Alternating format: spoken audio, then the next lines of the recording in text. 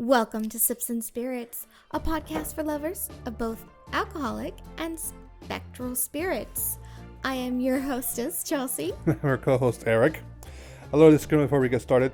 Facts and stories are presented from various sources, so we make no claims that these tales are true. We just want it to be spooky and interesting.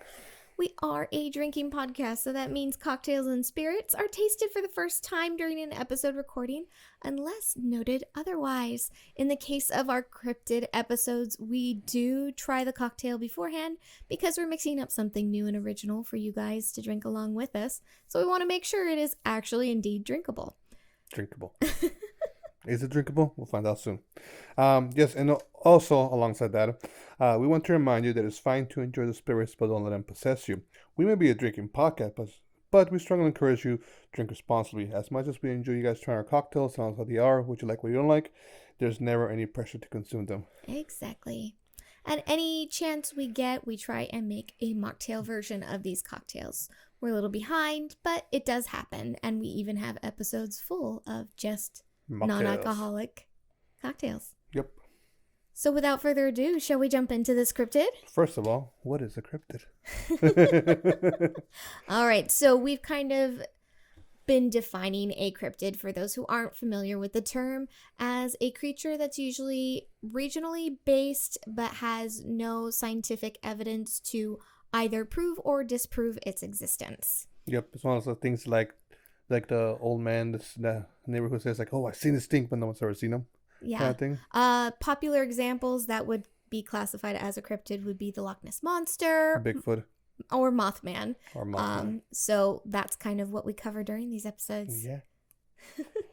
So to pick out our cryptids, we get some wonderful help from the card deck Clash of the Cryptids by Afterlight Comics, and we actually go around when we do events and whatnot and ask people to pull a card for us so we can figure out what cryptids we're going to do. Yep.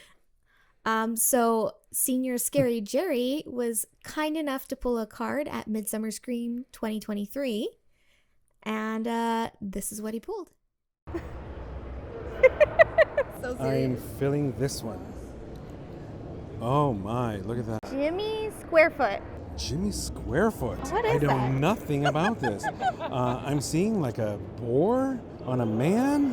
What is happening here? I can't read that tiny little print. I'm a person of a certain age. But yeah, that is a freaky looking thing. Interesting. Wow, that is really creepy. I wonder what kind of cocktail you will make with it.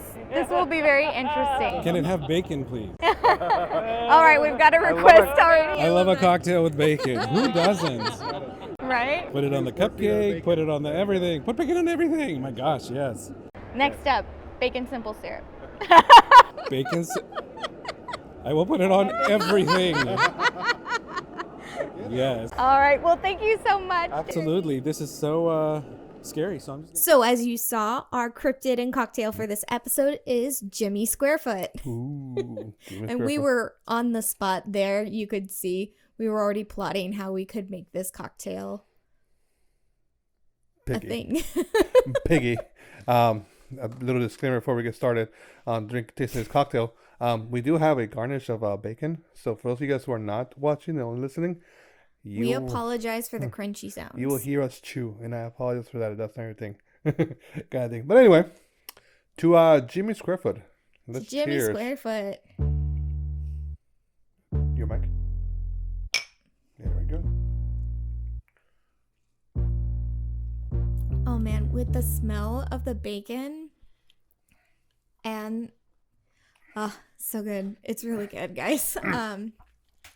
It is a sweeter cocktail, I will say that, which is a little out of norm for us, but it's not overwhelming, especially with the bacon. Mm-hmm. The bacon just totally balances out the saltiness. Yeah. Just absolutely complements the sweetness of the cocktail. Yes, it does. It just when, and we'll get to that, but like just the whole thing together. We'll get to the tasting notes in a bit. I mean, that's our next step is the tasting notes. Well, first let's get people who guessed. Oh, duh. Yes, of course. I'm looking Well, at this is why I get thrown off when we like cheers Right, we have a formula, and I go into that rhythm, and then I forget. Oh yeah, I don't know how I forget because it's like my favorite part when people guess the cryptid. So Nila Pulindra. In that note, we usually take to Instagram and we put a little riddle out at the end of each of our cryptid episodes, where people can try and guess the next cryptid cocktail. And if you guess it, right or wrong, we give you a shout out in the episode that cryptid is revealed. So for our lovely friends who tried to guess this cryptid, we had Adventures of Elizabeth K. guessed a Kelpie, which was a very interesting guess, kind of similar region. Yeah. So not unfounded in her guessing. Or their guessing. I'm not going to assume. But we did have two people who guessed correctly, and that was Kanike Sam and Steamin' Kittens, Like who our have all-star.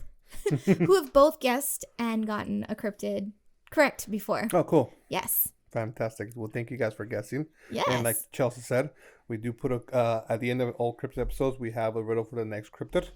So feeling always to put in your guess, right or wrong. We weren't gonna make fun of you. We appreciate the support and the tries. And it actually brings to attention how there are cryptids out there who are very similar to each other. So it's always very fun to kind of get guesses, even if they're not correct. Yes. They aren't always necessarily really off base. So with that, are we ready to talk a little bit about our cocktail? Now we are ready to talk about it. Let's tell our fabulous guests what is in our cocktail. Our guests, our listeners. Our listeners, our guests, our bar attendees, So we got our spooks. we gained a new cocktail skill with this cocktail. We did something called a bacon wash. So So you grab your we cooked liquor, the bacon. you got bacon and Wait. you rub it. No. Oh my God. So we cooked up our bacon strips, and then we took the grease from that and put it into a little jar. You can use a mason jar. We have these old jam jars that we like to use for any of our simple syrups and stuff. And we put the grease in there with our whiskey that we chose to use. And you kind of shake it around and you let it sit and steep for as long as you want. We've been letting this particular batch sit for about 2 weeks now. Yep. So it's very bacon infused, but not worrying about the bacon chunks, because you pretty much just strain off the bacon fat. It hardens into a layer at the top, so you just remove it when you're done with infusing. It's essentially like infusing a liquor, but it's a little different in that it's a liquid you're introducing to your alcohol. So it was very a fun and surprisingly easy experience. I highly recommend it because it does give a bacon scent to it, but I think with the bacon garnish you get even more of it tied in. You surely do. And with that, our ingredients for this cocktail, we have 2 ounces of your bacon wash whiskey, 1 ounce of the honey simple syrup, 3/4 ounce of lime juice, and then, as I mentioned earlier, a bacon strip for garnish. yes, kind of thing. And yeah, sorry, my brain just died for 2 seconds. This is a really good. I love bacon, and I know it's like the dude thing to say to love bacon. I enjoy meat, all kinds of meat, kind of thing. And it's just like now finally doing like a cocktail with bacon in it, and doing a That's bacon. not a Bloody Mary. Yeah. Right? And doing a bacon wash versus a bacon flavored liquor, very different. Because I've had bacon flavored stuff, and it's Kind of synthetic tasting, huh? yeah, it doesn't taste like it tastes like fake bacon and whatnot. So, do it yourself kind of thing. It's not like Chelsea said, very simple. You cook a bacon anyway. You have this extra grease. Some of you guys cook with that. Some of you guys end up throwing it away. Most people usually just toss Yeah. the bacon grease. But, So instead, you can put it to use and make some bacon washed Yeah. liquors. Liquors, it'll go whiskey, vodka, anything you want, just put it together, and Yeah. fun times, fun times. Yeah. So, we chose to go with an Irish whiskey for this. We were originally, what was the spirit we were gonna do? We're gonna use Whistle Pig Oh yeah. because I mean It's in the name, right? it's in the name. But we are both not very big rye or bourbon. fans, and I did not realize that's like predominantly what Whistle Pig does. Oh, I did. Well, I knew they did those, but I thought they also had just like a whiskey. I know rye and bourbons are like related, but they're different. Yeah, So I was like, well, let's look a little bit more at where this cryptid comes from. And it's known, as I announced in the riddle, it hails from the Isle of Man, which is an island. It's a British island kind of between Ireland and England. It's its own little island. I'm like, is there like enough water to have an island between Ireland? Well, it's its own island as well, my dear. Oh, okay. No, I'm thinking okay, no. Ireland the island. Ireland the island. My island. Your island, okay. Okay. So we went with Irish whiskey because they're good neighbors. I have never really come across a English whiskey. Now that I think about it. I don't think I've looked for one. And we really wanted to try something that wasn't Sexton because we've done a lot of cocktails with Sexton, and nothing against Sexton. We love it. That's why we've used it. We wanted to have a different flavor from Sexton, just to kind of put things in a mix. And we stumbled across this really cool looking bottle of Irish whiskey called McConnell's, and we used the Reviving the Legend varietal. I was like, what's that word? Which fits perfectly with our theme. And that whiskey is like, we sampled it, of course, to be able to make the cocktail, and it's very lovely. I really like it. Yeah, it's a nice whiskey. It's mine. We followed up with some honey for the sweetness to the creature, kind of like, when you think of like pigs, kind of thing, kind of like. Well, I was thinking more of Jimmy Squarefoot, like the descriptor on the card talks about him being very docile, mild-mannered. Yeah. Like, sounds like to me he's like a pet of a giant, so he's kind of sweet and friendly. Yeah. Just going off of the very minimal research I do to craft the cocktail. Well, pigs themselves are kind of cute and docile and friendly. And they can be. You just want to hug they can them. also be kind of nasty, depending. And then we did the lime over like our usual choice of lemon because lime tends to really bring out whiskey flavors. This is a very simple, three liquid ingredient cocktail with a fourth ingredient for your garnish. Mm-hmm. So very easy to put together. And I'm trying to finish it right now. I highly recommend you chill your glass beforehand, or you throw in some whiskey stones. There we go. To keep it chilled. Yeah, because we thought about it. Like if you put ice with it and the bacon, just water it all down. It's gonna make it a little weird. Yeah, it's one thing to have your cocktail water down a little. It's different when you have a food garnish that you really pair or use. We're essentially using our bacon as a stir, and I highly recommend if you try this cocktail that while you're drinking it, you're stirring with the bacon. Your bacon's your stir stick, essentially. But yeah, delicious. Like I said, it is a little bit on the sweeter side, but if you take the bite of bacon with it, like the saltiness of bacon really tones it down. And I like, because personally I'm getting like the last hint of like lime out of it, and I was like, oh yeah, so good, so good. Yeah. So I do want to say this is one of the few cocktails that we've made where I don't recommend you skip the garnish. The garnish really completes the cocktail. Yeah. Most of the time we try to make the garnish in our cocktails an optional thing, but for this, it's really necessary to sell this cocktail, make it what it is. And I was going to say, I used a very special honey. We were lucky enough. We did a trip last month to kind of explore Pier 39. I always get the number wrong. We went and explored the piers in San Francisco, and they had a little honey shop, and I cannot help myself when it comes to fresh, small farm produced honey. And I went in there and I got to sample practically all of their honeys, and they were so good. So I walked away with like 4 different honeys, and I was literally in there trying to think of which of these honeys, because they all tasted so different, would pair really well with this cocktail. and I settled on it's a honey made from the pollen that bees gathered from meadowfoam flowers.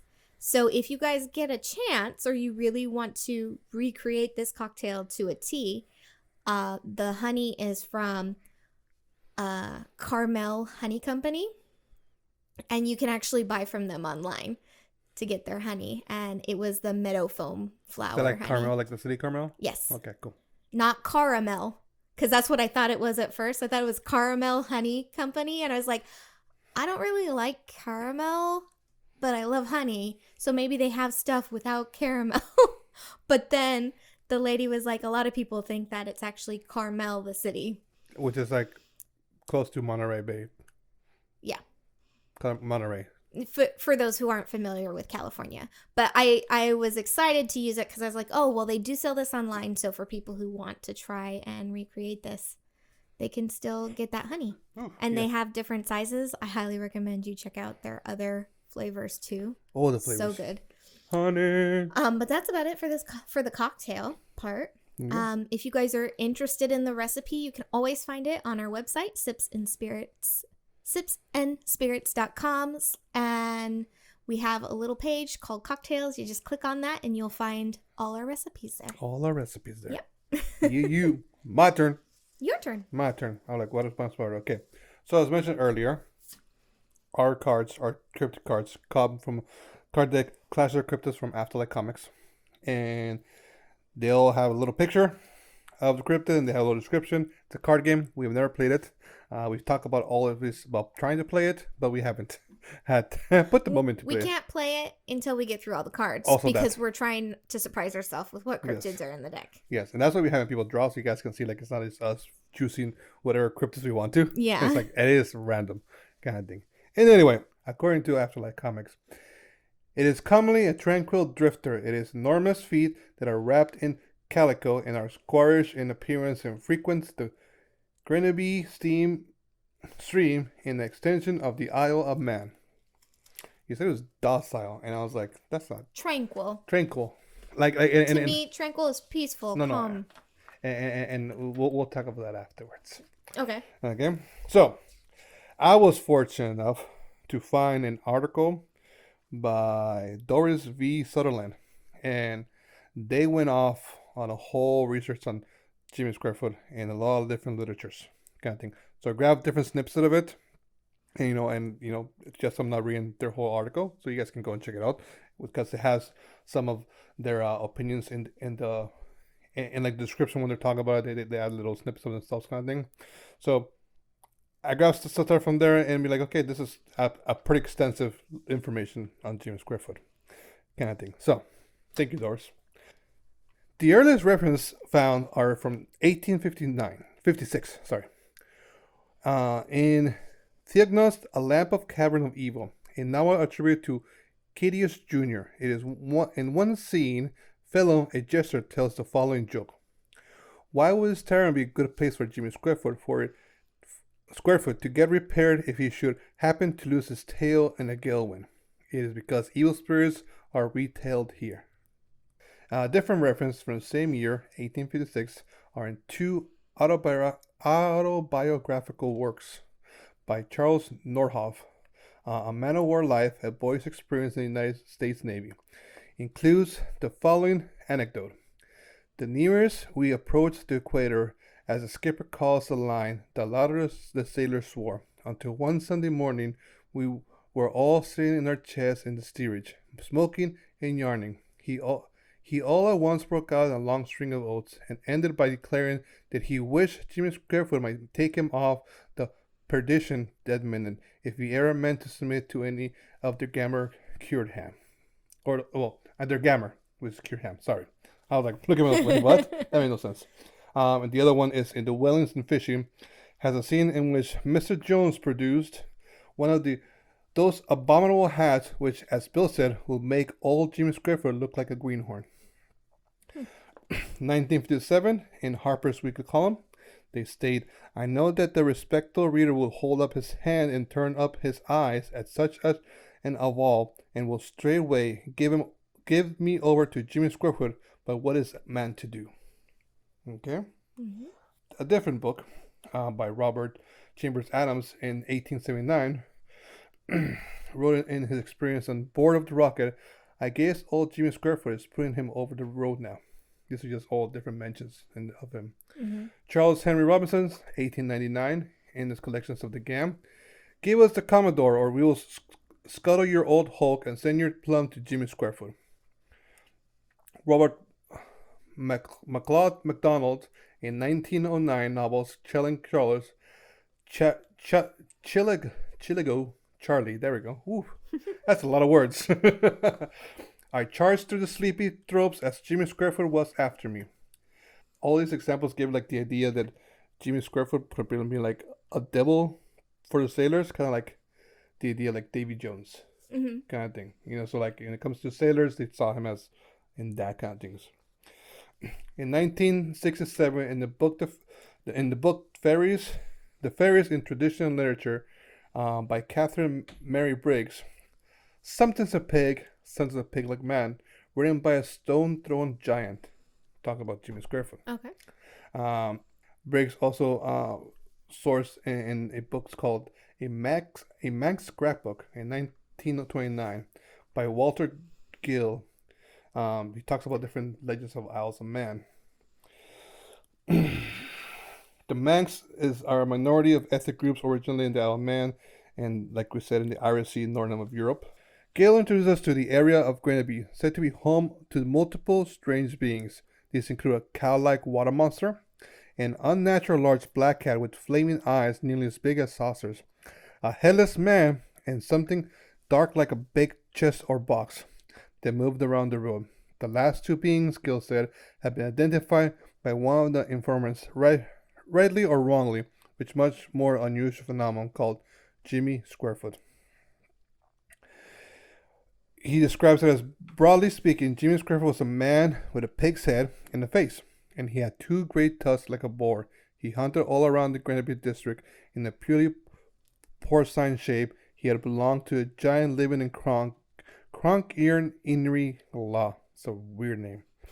I was like, is that a translation? Something like, no, that's what it's called. In the course of the altercation, in the course of the altercation with his wife, the South Borough pelted her unsubmissive. This is the giant. The giant? Yes. Okay, yes. the giant and his pelted wife. his Yes. wife. Okay. Yeah, no. I'm like, it's worded really what? weird. and I had to like reread it like different times. Like, wait, no. So, in the course of an altercation with his wife, on South Burley pelted her unsubmissive head with rocks, of which one is now the Creggan Aran, and another distinctly a white. Dropped that clogger to the south.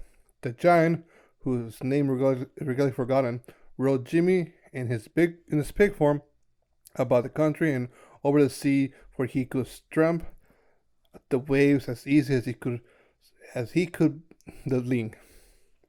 After their quarrel, the giant and his wife both disappeared, leaving their pet behind, whereupon he came down to the Greneby district and was infested ever since in various modifications. A folklorist, Charles Reuter, says if he had ever left it, it was shown himself between Balagny and Ballacurry in Rushen, where a bugain was often seen, which altered between the shape of a man or a black pig. But in his own neighborhood, he was more of a simultaneous mixture of both. Whether it is due to his friendly name or not, there's something engaging about Jimmy. Fearsome goblin though he has been in his time, when he used to charge out of wafer with gleaming tusks and gnashing fangs. So this is in the scrapbook. Gil asks, or another mention of it goes, how he got the sobriquet of Squarefoot. He had despoiled some human ghost of his rightful name, or it is that his spore has been detected in the moist soil of his favorite haunts, for he seemed to have an affinity with the water, and though he had not tracked him to his lair with any degree of certainty, I incline to suspect a certain collection of large stones, now diminished in numbers and much overgrown, forming a sort of den in the field corn high above the Owen Ridge, near its convergence with the silverburn. In that case, he would resemble the poor Moor, a big pig, of Kush, Ni, Huansh, and Druldil. Yeah, there's names in the Isle of Man. Like, I have no idea. There's a lot of consonants and not enough vowels. And I'm like, well, how you guys pronounce things? Squarefoot, a clubfoot. Why did I write that? I'm like, why did I read that? You jumped. I know. I'm trying to figure out what's in. So, Gil wrote a bunch of this Manx scrapbooks from more stories. Again, there's different cryptids, I guess, or creatures on the Isle of Man, and they're all in this scrapbooks. We find the reference. He says, where he's hinting at the name of the white guy Squarefoot kind of thing. Squarefoot, a clubfoot, Bill Kiri, a Craig Nimult had a Squarefoot. Jimmy Squarefoot was crossed between a human being and a tusk boar who hunted in Hillward, Pards, Mellow, and Arbory, and whose footprints were found where he had shown himself. That's all that's there. Sorry. No worries. Jubilee Congress of the Folklore Society, September 19th to September 25th, 1928. There's accounts mentioning Jimmy Squarefoot, which people think Gil wrote it because he was part of the group.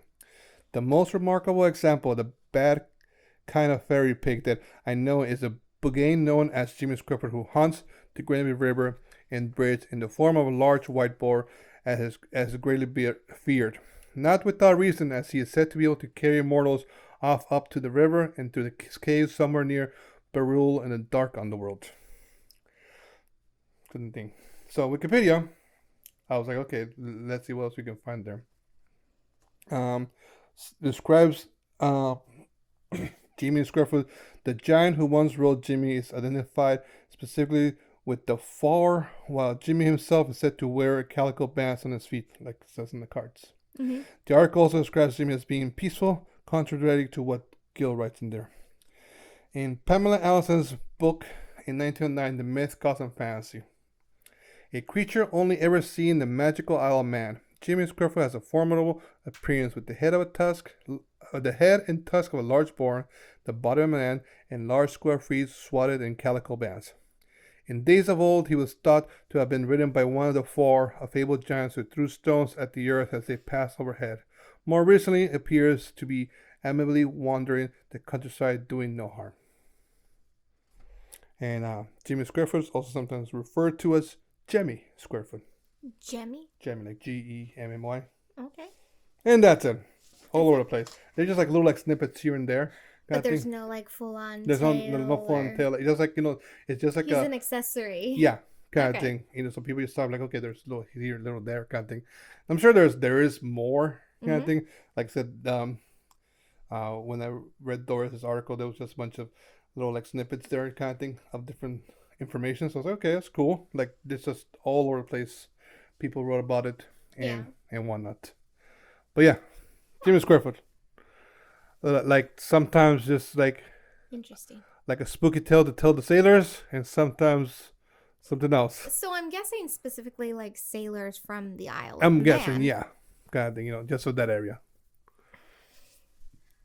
Because I feel like your reference would be lost, whereas like Davy Jones is kind of a bit more widespread. Well, there was one I mentioned about an American story who mentioned Jimmy Squarefoot.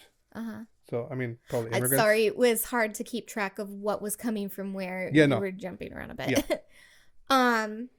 I'm curious about that large black cat with the saucer I know, eyes. right? I didn't know, like, the Isle of Man is considered this, like, magical infused place. I don't know if it's magical, but it has to, like any place has indigenous people. And I'm guessing that's where all those tales come from.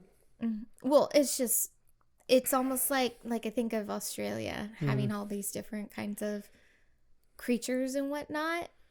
Isle of Man sounds like it's kind of an anomaly amongst. Could be. I don't look much into it. Its besides location. that? Well, I'm curious and Yeah. intrigued. Because I do know there's a lot of giants in like Irish folklore. Mm-hmm. Um, Jotunheim.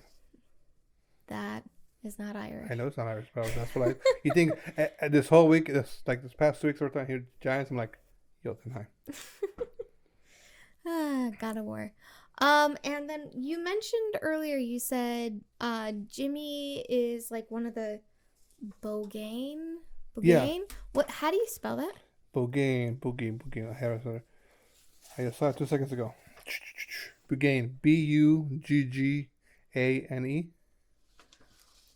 Bugin, maybe? Bogain. Is the Bogain known as Jimmy Squarefoot? What's a Bugin? No idea. I'll look it up. I'm curious. Yeah, me too. Now I am, because I was like, oh. Like, is it a type of fairy? Is it, like there's different categories of creatures. Yeah. Like there's different kinds of brownies and leprechauns and what? Not the Girl Scouts. Oh. I mean, I imagine our audience has like a general idea when I'm talking about a brownie. It's not the Girl Scouts. Yes. Or the treat. Yes. Brownies. Okay, well. But yeah, no, it's just like I said, like at least from what I saw there, that if I remember correctly, the Wikipedia article had a lot of the similar information about Gil's scrapbook kind of thing. It wasn't as lengthy as in information. I looked it up. The third like Gil scrapbook, you can buy it on Amazon, like for like $500 or something like that. Whew. It's like expensive. I was like, oh, I'm not gonna go into research there kind of thing and whatnot. But it's like, so that Gil guy is or person is like the one who writes most about Jimmy Squarefoot. It's almost like Homer. Yeah. Documenting all these crazy tales in his books, right? Yeah. You tend to see that a lot where you have like one person who's like documenting all the folklore and whatnot. The one crazy old man. And I was just, while I'm listening to you, I'm like, oh, I didn't know like all this stuff about the Isle of Man. And then I was thinking, I think England is kind of unique in that space, in that like there's someone I follow on Instagram. Their name's Mahara Sterling, and she's a Welsh witch, and she talks all about the mythical creatures and gods and goddesses and practices and druidic origins of Welsh lore, and even talking about like the Mary Lwyd and things like that, because those are specific to Welsh culture. And I was like, well, and then you have the Isle of Man, and it's like they do really kind of that. It's not like, oh, well, we have a spotting of Jimmy Squarefoot all along England. It's like specific to Isle of Man. Yeah. There's a Mary Lwyd is specific to the Welsh, right? And I find it very interesting in that aspect. Whereas, like, if you have like a folklore creature like from France, I'm thinking like the snow gnomes that we talked about. That's probably all throughout France, wherever they have like snowy Alps. Yeah. Right?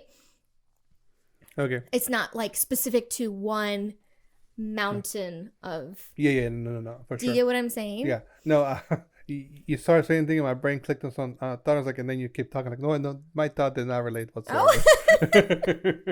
It's not the same thing. Okay. Do you need more bacon? No, I was like, unless we're gonna mix up another cool drink, I'll... But yeah. But no, it was interesting to like learn more about this guy, and like just like, because I had no idea anything whatsoever, and then just thinking about the whole idea, like when it comes to sailors, you have the trouble of Davy Jones kind of thing, you have the trouble of the Kraken kind of thing, you'll have Bermuda's Triangle, but like I've never heard the mention of Jimmy Squarefoot as things to be like, oh. Well, I think it's kind of funny to use like a pig or boar humanoid creature as like a warning to sailors. Usually creatures that have are used for sailors' warnings have some sort of like aquatic attribute to them, right? Well, apparently this pig can run on water, but also like it's afraid of water. Like I did, yeah. I don't know. I don't know. It's just kind of funny. You definitely, when you think of a boar or a pig, boars especially, those are very specific to like forests. Yeah. One You day know? I'll hunt one day. Anyway, that was that. Jimmy Squarefoot. Cool. Yeah. All right. Jazz hands. We ready for a cryptid guess who for our Yeah. next cryptid? Let's go with next cryptid. All right. Here we go. Colombia and Venezuela is where this lost soul roams. Long legs, carrying a sack, is how it is known.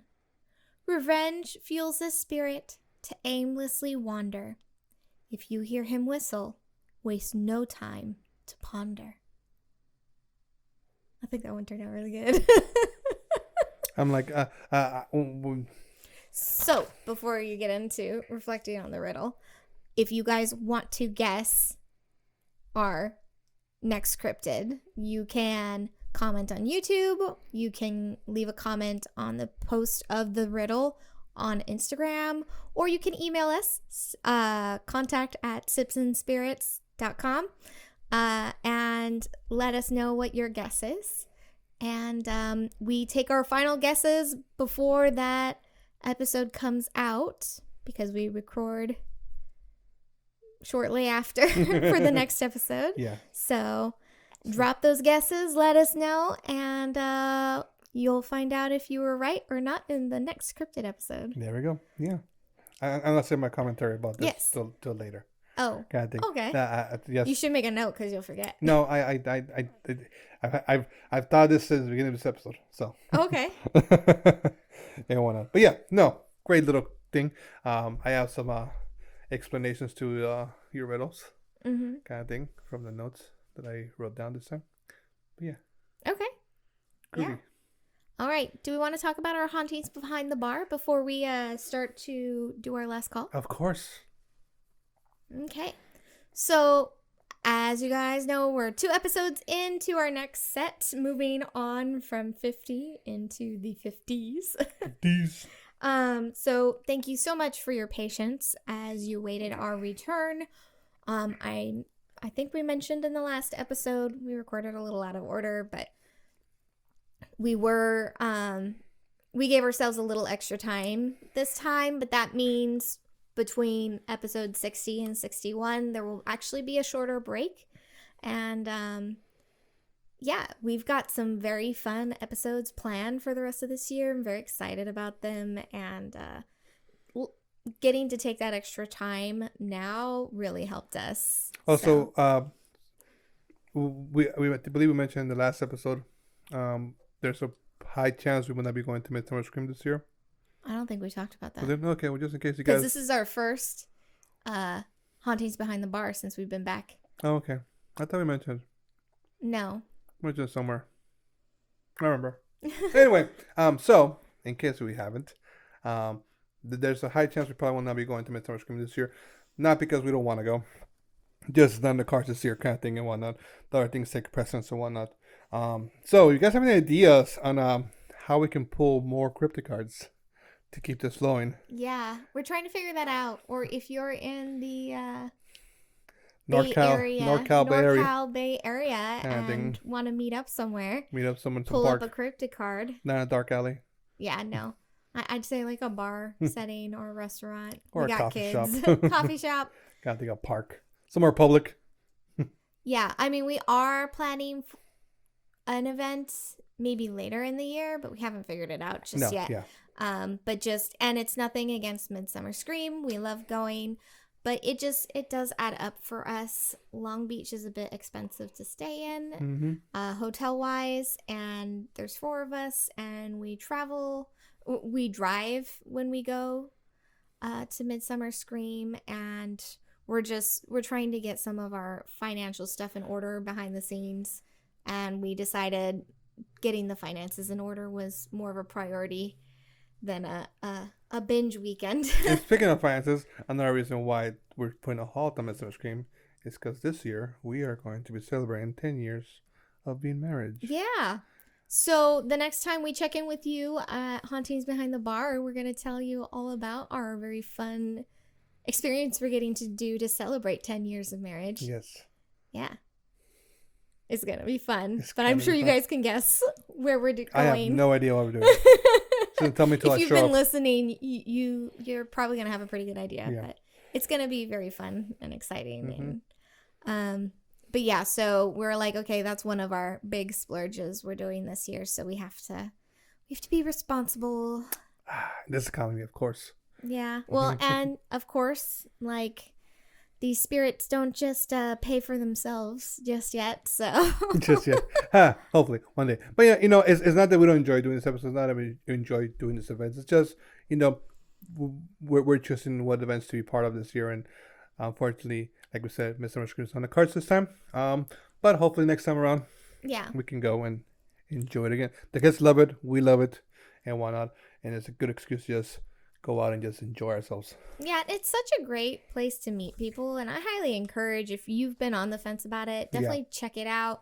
If you want to hear from people who have kids going to experience a convention like this, because I know Halloween horror conventions, a lot of people are apprehensive about bringing their families because they're not usually geared towards families, but I feel Midsummer Scream does really well to create that balance and make it welcoming for people of all ages to All attend. ages, yes. There's always stuff for our kids to do. Mm-hmm. But we've talked about that in 2 Midsummer Scream episodes, so you can check our backlogs Check it and out. get a good idea of that. I definitely encourage you guys to Look give at- it a go if you've been on the fence about it. But yeah, But yeah, sadly, we don't want to, but we're going to be adults. yeah, it's just the responsible thing to do. Yeah. So, Um, I did something fun with my sister. We went and did, I'm sure a lot of people who hang out on Instagram been seeing those Edgar Allan Poe Speakeasy event not into a star searching for it. advertisements. And it just blew up. Well, see, a lot of people on my end. So I went and checked that out with my sister. It was pretty good. It was exactly what I expected.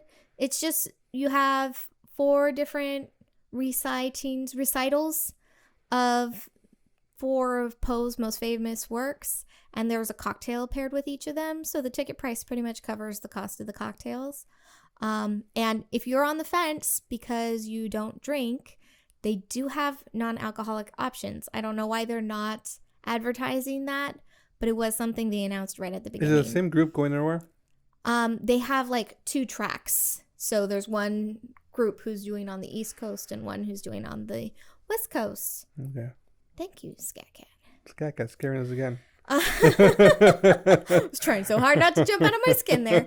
And the reason I'm asking is because like this group did the things, and I wonder if the other groups I don't know if the rules are like based on the It's not production like- or based on the location. You know what I'm saying? Well, it's a traveling group. Okay. So it's the same people, because the people who were serving you also were some of the people who did the performances. Okay. So then. Okay. Yeah. So I imagine it's the same group of people, and just depending where you are on the states, you're gonna see one group or another. Okay. And they'll like meet up together, like, okay, this is what we're doing. Yeah, or they might, like, once they get to the middle, swap and go to Yep. the different coasts. Yep. If that makes sense. Neat. Yeah, kind of like Barnum and Bailey with their 2 tracks. Ah, got it. Yeah. And then for those who know me and my spider obsessed self, I just want to remind you guys that Be Kind to Spiders Week is going to be the very first full week of April 7th through 13th. Yeah. You should celebrate with me. It's always fun to raise spider awareness, and usually I throw in some fun horror spider trivia or talk about one of the newest horror spider movies coming out, and there is one, and I'm hoping I can squeeze that in to the celebration. But yeah, so I like to shout out that celebration whenever I can. It's fun. It's creative. I've learned a lot about spiders since then, as we started doing it. What else? So definitely check it out. Yep, this will be my 6th year celebrating that. this. Crazy. Crazy. That's about it I had for Hauntings Behind the Bar this time around. That's Anything it? for you? Nope. I don't do anything. It's just me, Barrington, and Jim. That's all I do. I'm boring. All right, so let's wrap this up and do our last call, yeah? Yes, let's. Give our thanks to the community. There we go. Thanks for sipping along with us. We want to keep those spirits flowing, so please be sure to show your support by reviewing and subscribing to our podcast. If you enjoy the show, be sure to share with others. Yes.